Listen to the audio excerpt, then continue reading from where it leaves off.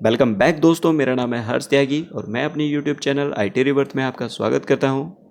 तो चलिए जानते हैं इस वीडियो में कंप्यूटर के टाइप्स के बारे में। एक कंप्यूटर को कितने कैटेगरी में डिवाइड किया गया है। तो चलिए स्टार्ट करते हैं वीडियो को स्टार्ट करने से पहले मेरी वीडियो को लाइक कीजिए। अगर आप मेरे चैनल पर नए हैं तो चैनल को सब्सक्राइब कीजिए और बेल आइकन को दबाना ना भूलें ताकि जितनी मेरी आने वाली वीडियोज़ हैं वो आप तक पहुँचती रहे।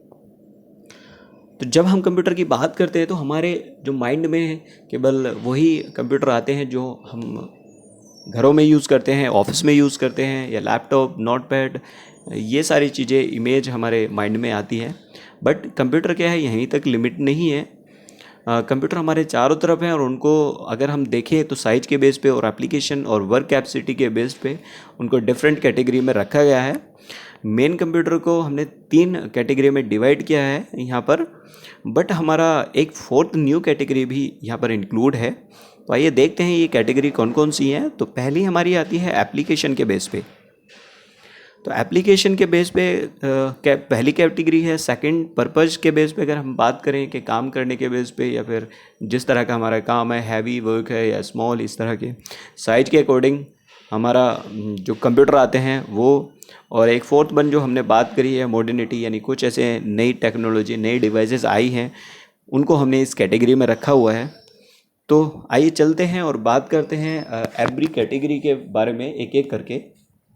तो सबसे पहले यहाँ पर आता है हमारा एप्लीकेशन के बेस पे जो हमारे कंप्यूटर हैं उनको कैटेगराइज किया गया है, जिसमें मेरा पहला आता है एनालॉग कंप्यूटर। तो एनालॉग कंप्यूटर एक ऐसी मशीन है जो डाटा की फ़िजिकल क्वांटिटी को डिस्प्ले करती है।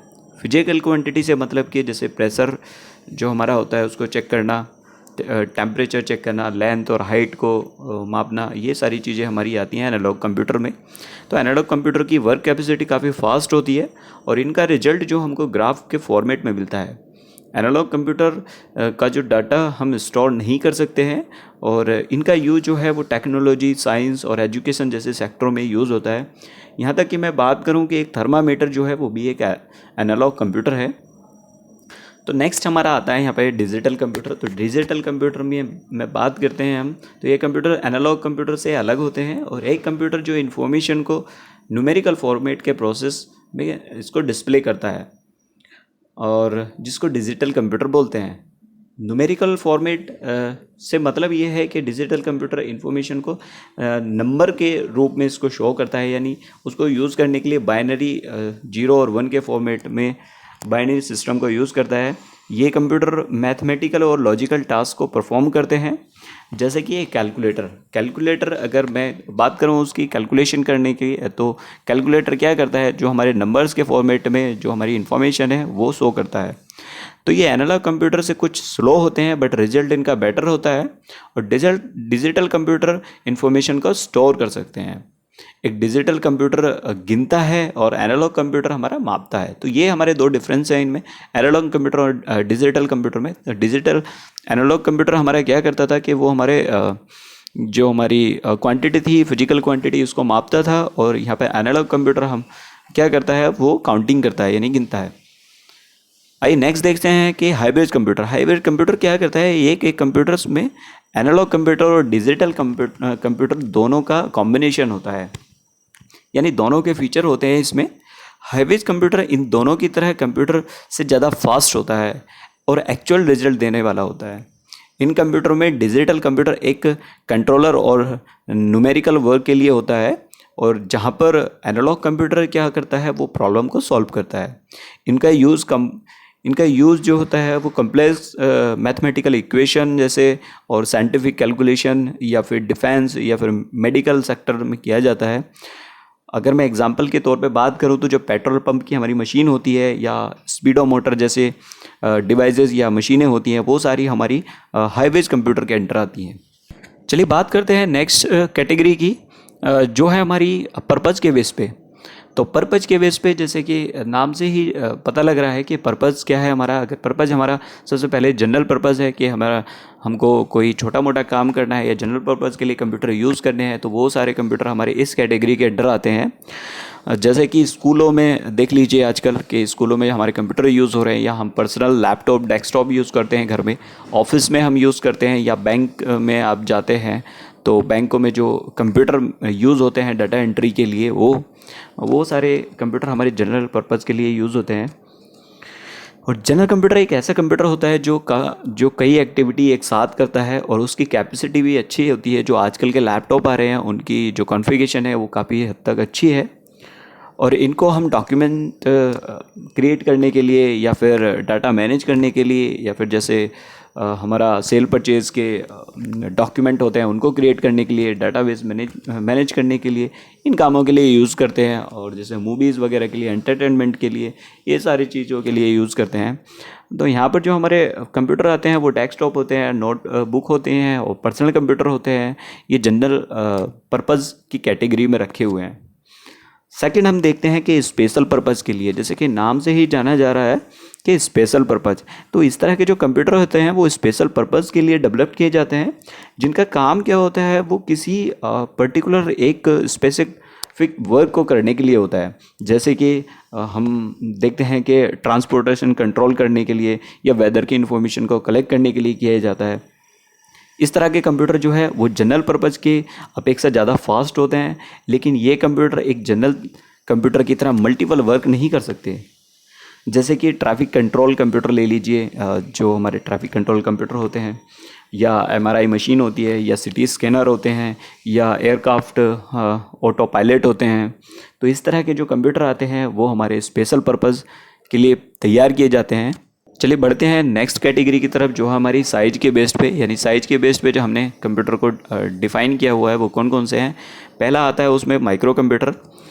तो माइक्रो कंप्यूटर तेज़ी से बढ़ता हुआ और ज़्यादातर इस्तेमाल होने वाला कंप्यूटर है। यह सभी की तरह कंप्यूटर से सस्ता और हल्का होता है और साइज में भी काफ़ी छोटा होता है। और इस तरह के कंप्यूटर को जनरल पर्पज़ जैसे एंटरटेनमेंट, एजुकेशन या पर्सनल वर्क के लिए ऑफिस में यूज़ करने के लिए डेवलप किए जाते हैं। तो इनमें जो हमारे डेस्कटॉप कंप्यूटर आते हैं, लैपटॉप आते हैं, वर्क स्टेशन आते हैं, गेमिंग कंसोल होते हैं, नोटबुक होते हैं, कैलकुलेटर, इस तरह के जो हमारे कंप्यूटर होते हैं वो माइक्रो कंप्यूटर में आते हैं। और माइक्रो कंप्यूटर की मैं बात करूँ तो सबसे पहला जो मेरा माइक्रो कंप्यूटर था वो 1974 में बनाया था। सेकंड हम बात करते हैं वर्क स्टेशन, यानी जो हमारा साइज के बेस पे जो हमारे सेकंड कैटेगरी में रखे हुए हैं कंप्यूटर वो वर्क स्टेशन है। वर्क स्टेशन हम कह सकते हैं कि ये ऐसे कंप्यूटर होते हैं जो एक नेटवर्क से कनेक्टेड होते हैं। यानी जैसे सपोज करो मेरी कोई कंपनी है या फिर बैंकिंग सेक्टर में ले लीजिए या फिर कहीं पे भी ले लीजिए, जहाँ पर 50 या 100 या उससे ज़्यादा कंप्यूटर हैं वो आपस में कनेक्टेड हैं और एक दूसरे से अपना डाटा शेयर कर रहे हैं, तो उनको हम वर्क स्टेशन बोल सकते हैं। वो लैपटॉप, डेस्कटॉप भी हो सकते हैं जो एक नेटवर्क में कनेक्टेड हों। मिनी कंप्यूटर, तो मिनी कंप्यूटर क्या होते हैं? Mini computer mid range computer भी होते हैं, उनको बोला जाता है। और इसका जो यूज़ है वो छोटे बिजनेस या कॉमर्शियल सेटअप के लिए किया जाता है। और मिनी कंप्यूटर को सिंगल यूज़र के लिए डेवलप नहीं किया जाता। इसको एक कंपनी के थ्रू उसके एक डिपार्टमेंट में किसी स्पेशल वर्क को करने के लिए, यूज़ करने के लिए किया जाता है। और मिनी कंप्यूटर वे कंप्यूटर होते हैं जिनमें जो साइज में छोटे होते हैं बट फीचर और कैपेसिटी में काफ़ी हाई होते हैं। और माइक्रो कंप्यूटर का जो साइज है वो मिनी कंप्यूटर का जो साइज है वो माइक्रो कंप्यूटर और मेन फ्रेम कंप्यूटर के बीच का होता है। यानी मिनी कंप्यूटर का जो साइज है वो माइक्रो कंप्यूटर से बड़े होते हैं और मेन फ्रेम कंप्यूटर से साइज में छोटे होते हैं। और इनका यूज़ जो है वो मीडियम साइज की कंपनियों में किया जाता है। और यहाँ पर मैं बात करूँ अगर मिनी कंप्यूटर की, तो मिनी कंप्यूटर वर्ड आज चल नहीं रहा है और इसको हटाकर सर्वर नाम दे दिया गया है। यानी मतलब ये नाम जो है हमारा सर्वर ने ले लिया है आजकल। जो हमारे सर्वर होते हैं एक कंपनी में या कहीं पर डाटाबेस यूज़ करने के लिए या कोई मेन एक एप्लीकेशन जिस पे इंस्टॉल्ड है और बाकी के सारे सिस्टम उसी से एक्सेस करते हैं, वो सर्वर हमारा जो यूज़ होता है वो मिनी कंप्यूटर होता है। तो पहला मिनी कंप्यूटर 1960 में IBM कॉरपोरेशन ने बनाया था, जो कि एक एप्लीकेशन और सर्विस के बेस पर डेवलप्ड किया गया था। और क्योंकि इसकी परफॉर्मेंस और work capacity main frame computer के इक्वल ही थी, तो मिनी कंप्यूटर एक या एक से ज़्यादा प्रोसेस को यूज़ करता है और मल्टी प्रोसेस टास्क और इनको परफॉर्म करता है, उसके ऊपर सपोर्ट करता है, क्योंकि यह कंप्यूटर साइज में मेन फ्रेम और सुपर कंप्यूटर से कम होते हैं साइज में, तो इनके प्रोसेसिंग स्पीड अच्छी खासी होती है, मतलब काफ़ी अच्छी होती है इनकी स्पीड, और नॉर्मल कंप्यूटर से के मुकाबले ये काफ़ी पावरफुल होते हैं।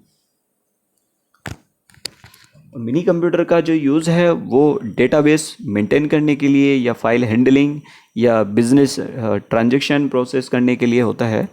नेक्स्ट हमारा आता है मेन फ्रेम कंप्यूटर। तो मेन फ्रेम कंप्यूटर एक ऐसा कंप्यूटर होता है जो काफ़ी फास्ट होता है और अच्छी उसकी कैपेसिटी होती है वर्किंग की। उसमें मल्टी प्रोसेसर यूज़ होते हैं और उनका यूज़ जो है वो गवर्नमेंट सेक्टर में और काफ़ी बड़ी बड़ी कंपनियों में किया जाता है डेटा स्टोरेज के लिए। जैसे IBM जैसी कंपनी, HP आज के टाइम जो चल रही हैं, वो डाटा स्टोर जिनका हाई होता है। और यानी दुनिया का, और मैं बात करूं जो वर्ल्ड का पहला मेन फ्रेम कंप्यूटर था वो 1940 में बनाया गया था, और ये main frame computer IBM company ने बनाया था, जो IBM 4381 था। नेक्स्ट आता है हमारा सुपर कंप्यूटर। यानी सुपर कंप्यूटर हमारे थ्रू डेवलप्ड अब तक का सबसे फास्ट और पावरफुल कंप्यूटर है। ये साइज में काफ़ी बड़े होते हैं और एक्सपेंसिव होते हैं। इनको एक पूरे रूम में, यानी एक डाटा सेंटर जो होता है उसमें कॉन्फ़िगर किया जाता है, वो लगे होते हैं वहाँ पे, और इनका यूज़ बड़े बड़े ऑर्गेनाइजेशन के थ्रू रिसर्च वर्क और वेदर इन्फॉर्मेशन या टेक्नोलॉजी या साइंटिफिक रीज़न के लिए किया जाता है। यहाँ पर समिट सुपर कंप्यूटर अब तक का सबसे तेज सुपर फास्ट कंप्यूटर है, जिसे अमेरिका ने डेवलप किया था। भारत ने अपना पहला सुपर कंप्यूटर परम 8000 जो सन 1991 में बनाया था। तो परम कंप्यूटर को इंडियन गवर्नमेंट की एक ऑर्गेनाइजेशन जो CDAC ने डेवलप किया था। परम के बाद भारत में आज तक काफ़ी सुपर कंप्यूटर डेवलप्ड हो चुके हैं, जो टॉप 500 सुपर कंप्यूटर में शामिल हैं आज तक। और भारत का सबसे सुपर कंप्यूटर जो है, हमारा तेज सुपर कंप्यूटर, वो प्रत्यूष और मिहिर है। तो आइए देखते हैं नेक्स्ट जो हमारी कैटेगरी है, जो हमारी फोर्थ कैटेगरी जो हमने बताई थी कि मॉडर्न कंप्यूटर के बारे में, वो देखते हैं। तो बात आती है मॉडर्न कंप्यूटर की फोर्थ कैटेगरी की। तो मॉडर्न कंप्यूटर में हमारे जैसे जो हमारी आजकल की डिवाइसेस चल रही हैं एक से एक वो आती हैं, जैसे कि स्मार्टफ़ोन ले लीजिए। आजकल सेल फ़ोन, जिन्हें आम भाषा में मोबाइल फ़ोन या स्मार्टफ़ोन भी बोलते हैं, ये भी कंप्यूटर से कम नहीं है। आज के टाइम पे कंप्यूटर के थ्रू कई कामों को कर सकते हैं, जैसे internet browsing, game, document create करना, कैलकुलेशन, और नई नई एप्लीकेशन हम यूज़ करते हैं, या फिर वीडियो एडिटिंग भी आप आजकल मोबाइल से ही कर सकते हैं। Everything is possible. आज के टाइम पे मोबाइल से हम कंट्रोल कर सकते हैं सारी चीज़ें, मतलब ये छोटा मोटा वर्क सारा कर सकते हैं। मेलिंग का और सोशल साइटें, ये सारी हम स्मार्टफोन से कर सकते हैं। और नेक्स्ट जैसे होता है वेरेबल डिवाइसेज, जैसे हमारी चल रही हैं आजकल, यानी जो हम पहन सकते हैं वो डिवाइसेज, जैसे स्मार्ट वॉच हो गई हमारी। स्मार्ट वॉच में हमारे टाइम के साथ साथ क्या होता है, व्हाट्सएप जैसी एप्लीकेशन जो यूज़ होने लगी हैं काफ़ी, और जैसे हमारे फिटनेस ट्रैकर्स हैं वो यूज़ होते हैं। ये सारे डिवाइसेस हमारी वेयरेबल इसमें कैटेगरी में आती हैं। नेक्स्ट होता है हमारा गेम कंसोल। तो गेम कंसोल क्या होता है कि गेम कंसोल एक स्पेशल टाइप के डिवाइसेस होती हैं जो हम टीवी से कनेक्ट करके यूज़ करते हैं उनको गेम प्ले करने के लिए। और आजकल देख लीजिए स्मार्ट टीवीज़ आने लगे हैं, तो स्मार्ट टीवीज़ को भी हम एक मॉडर्न कैटेगरी में रख सकते हैं कि उसके थ्रू हम एंटरटेनमेंट या फिर इंटरनेट ब्राउजिंग या यूट्यूब जैसी चीज़ या वीडियो स्ट्रीमिंग जैसे काम हम स्मार्ट टीवी पे कर सकते हैं। तो ये सारी चीज़ें थी हमारी कंप्यूटर टाइप्स के बारे में, यानी जो आज हमने डिस्कस किया है इस वीडियो में, वो टाइप ऑफ द कंप्यूटर, यानी कंप्यूटर कितने तरह के होते हैं और उनको हमने किस किस पर्पज़ से या फिर किस किस कैटेगरी में हमने रखा हुआ है, ये सारी चीज़ें इन्फॉर्मेशन शेयर करी है। अगर आपको मेरी ये वीडियो अच्छी लगी हो तो प्लीज़ लाइक कीजिए, शेयर कीजिए और मेरा चैनल सब्सक्राइब कीजिए, ताकि मेरी जो आने वाली वीडियो हैं वो आप तक पहुंचती रहें।